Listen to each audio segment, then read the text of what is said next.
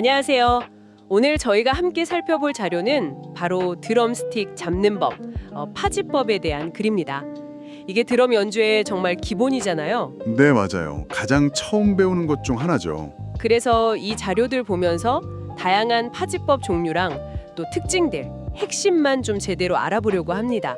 바로 시작해 볼까요? 우선 파지법, 영어로는 그립이라고 하는데 말 그대로 스틱 잡는 법이죠. 네, 그렇죠. 우리가 연필 접는 법 다 다르듯이 드러머들도 자기한테 맞는 방식이 다 있다고 하더라고요. 맞습니다. 이게 무슨 수학 공식처럼 딱 정해진 답이 있다기보다는 연주자가 어떤 소리를 내고 싶으냐, 또 어떤 음악을 하느냐에 따라서 계속 발전해 온 거죠. 네네. 자료에서도 보면 어떤 방식이 절대적으로 옳다, 틀렸다 이런 건 아니라고 하고요.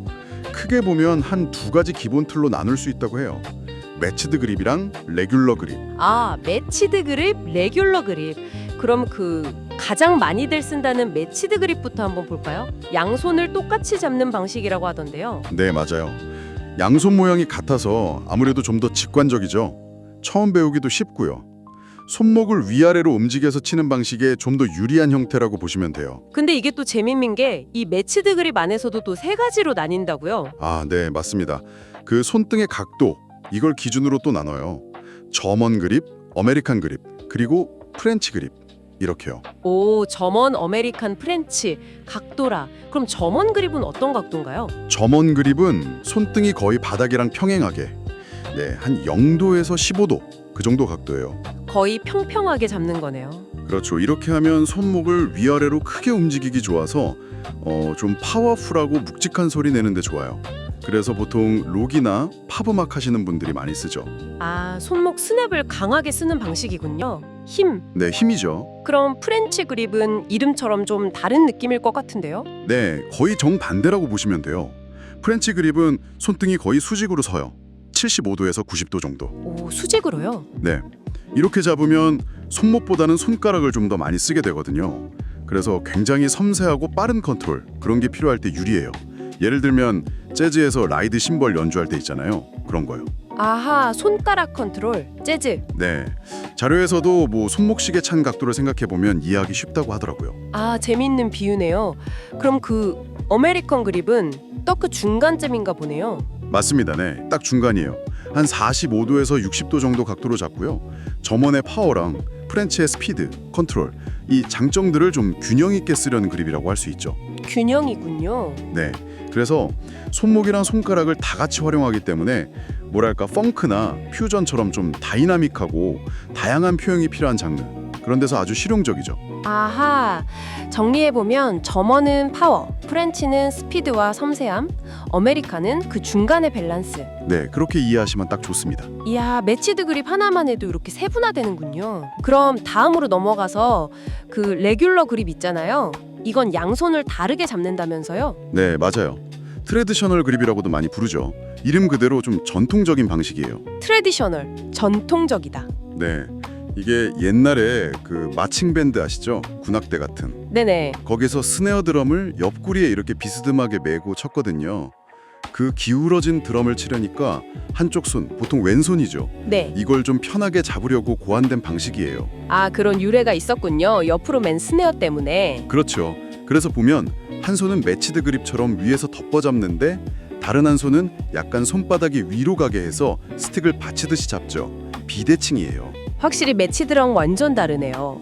그럼 이건 연주할 때 어떤 특징이 있어요? 매치드랑 비교하면요? 아무래도 구조적으로 손목을 위아래로 강하게 내리치는 힘은 매치드 그립, 특히 점원 그립에 비해서는 조금 약할 수 있어요. 처음에는요. 그런데 대신 손목을 좌우로 비트는 움직임이 굉장히 자연스럽거든요. 좌우로 비트는 움직임. 네, 그래서 스네어 드럼 위에서 굉장히 섬세하고 자잘한 꾸밈음 같은 거 있죠. 고스트 노트라고 하는 그런 미묘한 뉘앙스를 표현하는 데는 아주 강점이 있어요. 테크니컬한 연주에 좋죠. 아, 섬세한 테크닉. 물론 이것도 뭐랄까 숙련도의 문제라서요. 레귤러 그립 고수들은 이걸로도 엄청난 파워를 내기도 해요. 네, 자료에서도 보니까 레귤러 그립 연주자들도 더 센 소리가 필요하면 잠깐 매치드로 바꿔잡기도 한다고 하더라고요. 그렇죠. 상황에 따라 유연하게 쓰는 거죠. 결국은 어떤 느낌의 스트로크를 원하느냐의 차이일 수도 있고요. 그렇군요. 힘이냐 테크닉이냐 딱 이렇게 나누기보다는 표현의 방식 차이로 봐야겠네요. 그리고 자료에 보면 그 작성자분이 개인 경험을 바탕으로 비교한 그래프 같은 것도 있던데요. 아, 네. 그 방사형 그래프 말씀이시죠? 파워, 스피드, 컨트롤, 터치감, 어택감 이런 걸로 비교했던데요. 네, 맞아요. 파워는 그냥 소리 크기, 어택감은 무게감, 이렇게 구분했다고 쓰여 있더라고요. 그 부분은 근데 좀 주의해서 봐야 할 게 있어요. 어떤 점일까요? 그게 어디까지나 그 자료 작성자의 주관적인 해석이라는 거죠. 상당히 유용한 분석이긴 한데 절대적인 기준은 아니라는 거예요. 같은 그립이라도 누가 연주하느냐, 어떤 신체 조건을 가졌느냐, 또 어떤 소리를 추구하느냐에 따라서 결과는 얼마든지 달라질 수 있거든요. 아, 그렇죠. 사람마다 다를 수 있으니까. 네, 그래서 어떤 그립이 최고다 이런 개념으로 접근하시면 안 되고 그냥 이런 경향에 있을 수 있구나 정도로 참고하시는 게 좋습니다. 네, 명심해야겠네요. 참고 자료일 뿐 정답은 아니다. 자, 오늘 이렇게 드럼스틱 파지법의 양대 산맥이죠. 매치드 그립과 레귤러 그립에 대해서 쭉 훑어봤습니다. 결국 핵심은 그거 같네요. 어떤 그립이 무조건 좋다, 나쁘다 이게 아니라 그렇죠. 내가 어떤 음악을 하고 싶은지, 어떤 소리를 내고 싶은지에 맞춰서 가장 편하고 효율적인 그립을 찾는 거, 그리고 그걸 꾸준히 연습하는 거, 이게 중요한 거겠죠? 정확합니다. 그래야 몸에도 무리가 안 가고 자연스럽게 원하는 표현을 할 수 있으니까요. 여기서 한 걸음만 더 나아가서 이런 질문을 던져보고 싶어요. 어떤 질문인가요? 오늘 우리가 살펴본 건 기본적인 그립들이잖아요. 저먼, 어메리칸, 프렌치, 레귤러?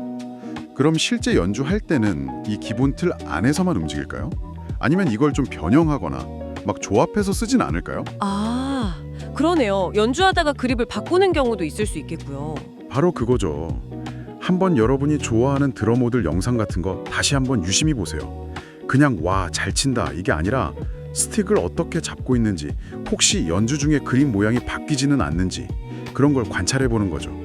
아마 전에는 안 보였던 새로운 움직임들이 눈에 들어올지도 몰라요.